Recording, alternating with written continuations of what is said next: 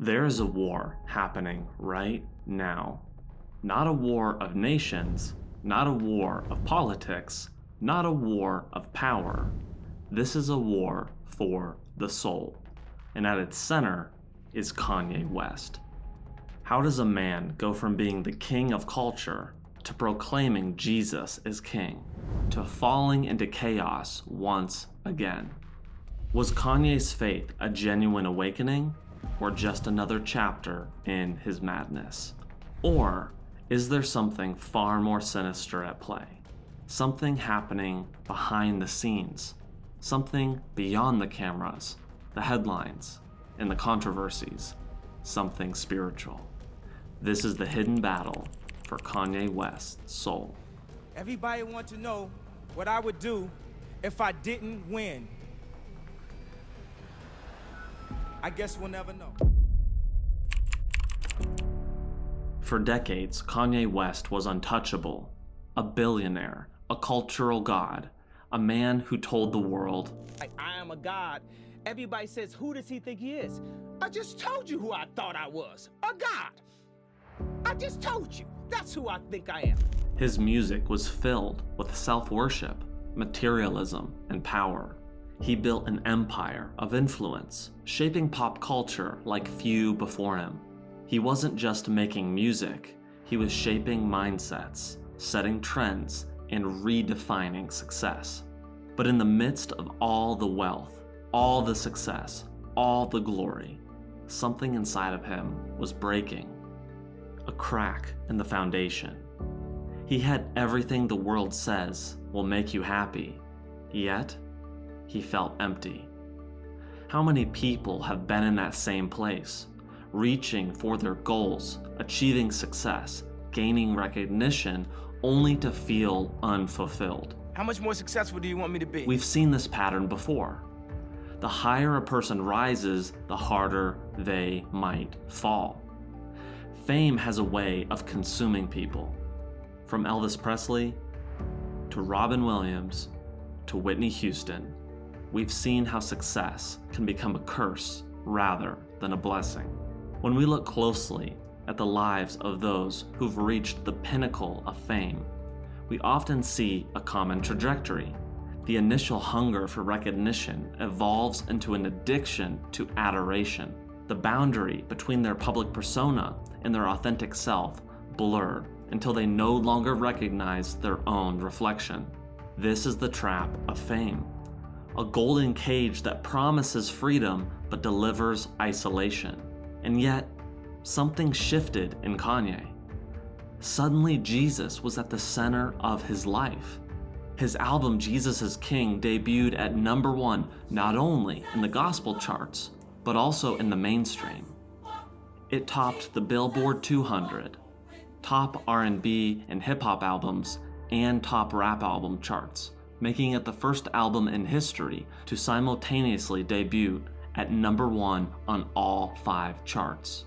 His Sunday services attracted thousands, some who had never stepped into a church before. For the first time in decades, Jesus was trending. And it wasn't through a pastor. It wasn't through a Christian leader. It was through one of the most controversial figures of our time. But the question was, why? Why did someone at the peak of success suddenly feel the need to bow down? Was Kanye truly transformed, or was he just building a new brand? Because when Kanye speaks, people listen. And that kind of influence is powerful. The influence of a single celebrity conversion can shake the very foundations of culture. And if faith is real, then so is opposition. And in Kanye's case, that opposition came swiftly. There's something few people understand about faith. It's not just about belief. It's about war. For our struggle is not against flesh and blood, but against rulers, against authorities, against the powers of this dark world. And what happens when a man as powerful as Kanye steps onto the battlefield?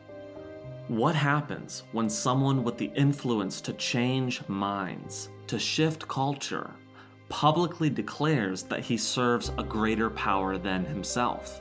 When a man who once glorified himself suddenly says, "I work for God now," it challenges the system. It disrupts the status quo. And the system doesn't like to be challenged. Consider this: throughout history, those who threaten the established powers face the most aggressive opposition. This principle operates on both physical and spiritual planes. When someone with Kanye's platform suddenly redirects millions of eyes toward faith, toward God, toward Jesus Christ, toward something beyond the material world, they become dangerous to forces that benefit from spiritual blindness. This isn't just religious theory, it's a pattern we see repeated throughout history. Those who attempt to awaken the masses rarely find a smooth path forward. If Kanye's faith was real, then it's no surprise that chaos followed. It's no surprise that everything started to crumble. His closest relationships fell apart. His business empire began to collapse. His reputation became a battleground. But here's the real question. Was Kanye's fall from grace merely a result of his own actions? Or was something more at work? What if his fall wasn't just self-destruction? What if it was a strategic attack? History has shown us something terrifying. Those who stand for faith in the spotlight are often torn apart. The world hates transformation because transformation threatens control. The powers of this world do not fear a quiet, personal faith. They fear a faith that moves people. They fear a faith that challenges the narrative. They fear a faith that inspires others to change. And that is exactly what Kanye West was doing. He wasn't just talking about Jesus, he was making faith popular. For years, Christianity and mainstream culture had been shrinking. Churches were closing. Faith was becoming a thing of the past. But suddenly, Kanye made it relevant again. And that is dangerous. Because when you bring people to Christ, you also bring enemies. And Kanye didn't just face opposition, he faced an all-out assault. This assault takes many forms. Internal doubts that creep in during moments of weakness. External criticism that picks apart every inconsistency. Financial pressures that test the genuineness of conviction. Relationship strains that pull in opposing directions. For an ordinary believer, these challenges are difficult enough. For someone with Kanye's visibility and influence, they're magnified exponentially. Every stumble is broadcast worldwide. Every doubt is analyzed by millions. Every setback becomes evidence for skeptics. This isn't just a metaphorical battle, it's a tangible reality playing out before our eyes. When Kanye declared his faith, people didn't celebrate. They laughed. They doubted. They waited for him to fail. And when he struggled, they said, "See, we told you it wasn't real." But here's the uncomfortable truth. If being flawed meant faith was fake, then none of us would be saved. Moses had anger issues. David was an adulterer and a murderer. Peter denied Jesus 3 times. Paul actively persecuted Christians. And yet, these were the people God used to change the world. So why do we expect perfection from Kanye?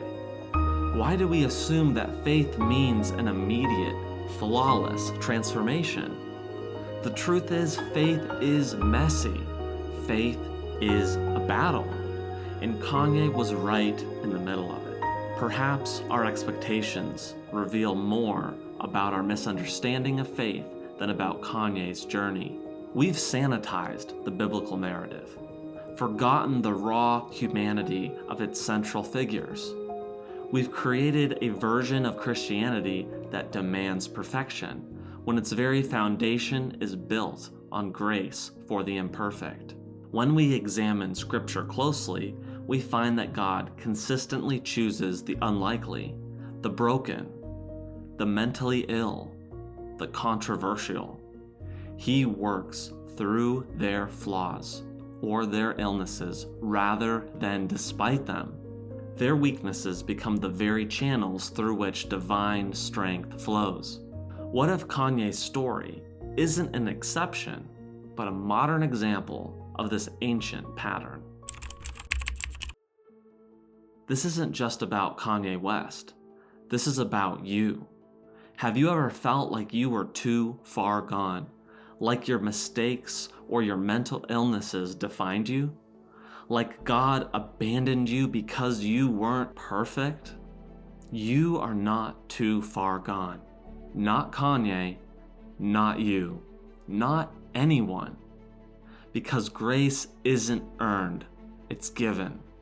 And no matter how far you've fallen, God is still waiting for you, and He will take you back in an instant.